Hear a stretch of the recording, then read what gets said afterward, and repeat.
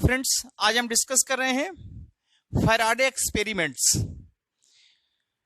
जैसा कि हमने देखा कि 1820 में ऑस्टेट ने बताया कि जब किसी कंडक्टर में इलेक्ट्रिक करंट चेंज होता है तो उसमें मैग्नेटिक फील्ड प्रोड्यूस होता है। इसके रिवर्स में माइकल फैराडे ने एक्सपेरिमेंट किया। इन्होंने 11 ईयर तक एक गैल्वेनोमीटर, कॉइल और एक बार मैग्नेट को लेकर एक्सपेरिमेंट किया। ऐसा कहते हैं कि एक दिन गुस्से में थे, 11 ईयर तक एक्सपेरिमेंट करते हुए हो गया, तो गुस्से में थे तो कहते हैं कि उन्होंने उठा के पटक दिया, थ्रो कर दिया। तब वो जैसे थ्रो करते हैं तो कॉइल और मैग्नेट के बीच में रिलेटिव मोशन होता है। उस रिलेटिव मोशन के कारण गैल्वेनोमीटर में फ्लक्चुएशन हो गया। जब उन्होंने देखा कि तो फ्लक्चुएशन हो गया, तब उन्हें समझ में आया कि जब मैग्नेट और कॉइल के बीच में रिलेटिव मोशन होता है तो उससे मैग्नेटिक फ्लक्स चेंज होता है, और मैग्नेटिक फ्लक्स चेंज होने के कारण इंड्यूस्ड करंट फ्लो होने लगता है।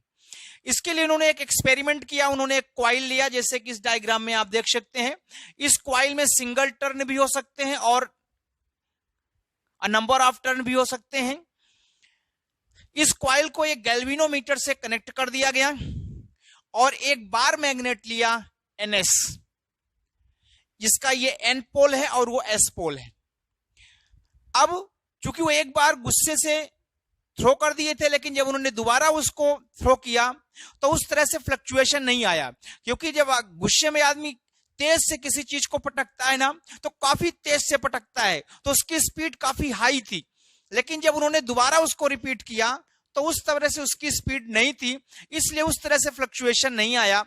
लेकिन उन्होंने ऑब्जर्व किया कि जब NS पोल को, NS बार मैग्नेट को जब हम कॉइल की तरफ लाते हैं, जैसे यहां आप देख सकते हैं ये एरो के साइन के द्वारा दिखाया गया है, तो जब ये N पोल है और ये S पोल है, जब मैग्नेट को कॉइल की तरफ लाते हैं तो मैग्नेट से जो फ्लक्स बाहर की ओर निकलता है, मैग्नेटिक लाइंस, फ्लक्स क्या है? Number of magnetic lines passing through the unit area.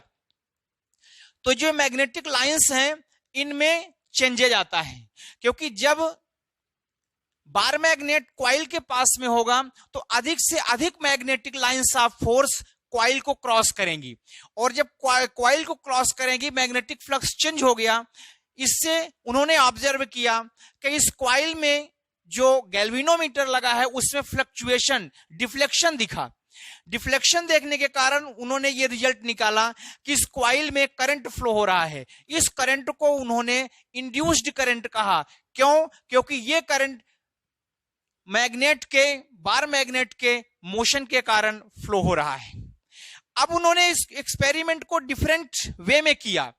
उन्होंने देखा कि यदि मैग्नेट को कॉइल की तरफ काफी फास्ट मूविंग कराते हैं, काफी तेजी से लाते हैं, तो जब काफी तेजी से लाते हैं तो मैग्नेटिक लाइंस में जो चेंजेज है, जिसको हम मैग्नेटिक फ्लक्स चेंज भी कह सकते हैं, मैग्नेटिक फ्लक्स में चेंज सडनली होता है, और मैग्नेटिक फ्लक्स में सडनली चेंज होने के कारण इसमें जो इंड्यूस्ड करंट है उसकी वैल्यू भी हाई होती है और गैल्वेनोमीटर में डिफ्लेक्शन भी हाई होता है। लेकिन जब इस बार मैग्नेट को काफी धीरे से स्लोली कॉइल की तरफ लाते हैं तो उन्होंने देखा कि जो इंड्यूस्ड करंट है उसकी वैल्यू कम होती है।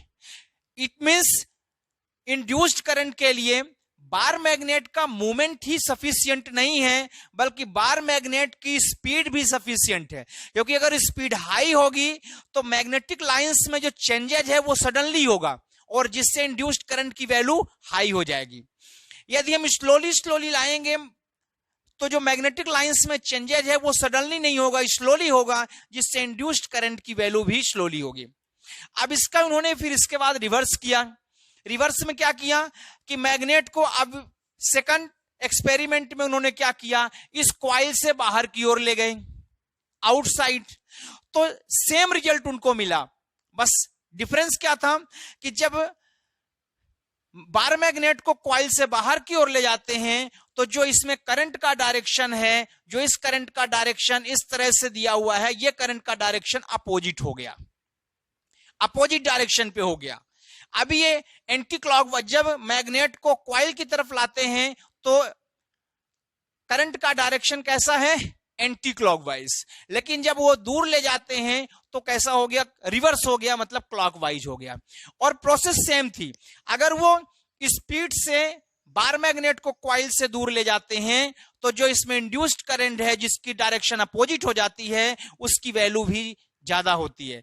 और यदि बार मैग्नेट को धीरे धीरे बाहर की ओर ले जाते हैं, कॉइल से दूर ले जाते हैं, तो जो इसमें इंड्यूस्ड करंट है उसकी वैल्यू भी, उसमें इंड्यूस्ड करंट की वैल्यू भी कम होती है। तो इस तरह से इंड्यूस्ड करंट के लिए उन्होंने देखा कि कॉइल और मैग्नेट के बीच में ऐसा भी पॉसिबल है कि हम मैग्नेट को फिक्स कर दें और कॉइल को मूवमेंट करें, ऐसा भी पॉसिबल है, लेकिन कॉइल को मूवमेंट करने से जो रिजल्ट है वो उतना प्रॉपर वे में नहीं होगा, इसलिए उन्होंने मैग्नेट को मूवमेंट कराया। अब जो इंड्यूस्ड करंट है उसके लिए मैग्नेट और कॉइल के बीच में रिलेटिव मूवमेंट की नीड है, रिलेटिव मूवमेंट कंपलसरी है, मतलब उन दोनों में से कोई, ये तो दोनों मूव करें, कॉइल और मैग्नेट दोनों मूव करें, या तो कॉइल मूव करें या तो मैग्नेट मूव करें।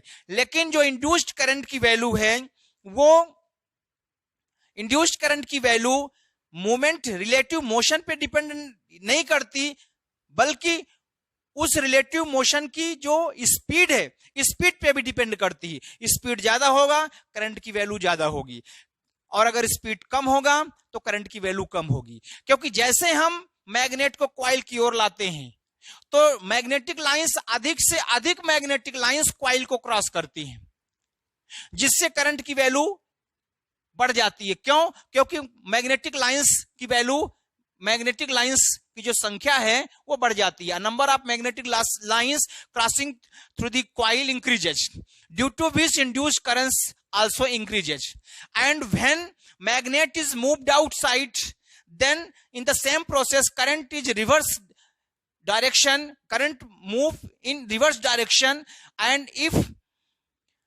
magnet moves outside with very high velocity, then the induced current in opposite direction also increases। तो ये हुआ फ्रेंड्स फैराडे एक्सपेरिमेंट का। फैराडे के जो दो लॉ हैं वो दोनों लॉ हमारे वीडियो में यूट्यूब चैनल में अपलोड है, आप वहां से उसको ऑब्जर्व कर सकते हैं। आप हमारे चैनल को कंटिन्यू वॉच करें। Thank you very much.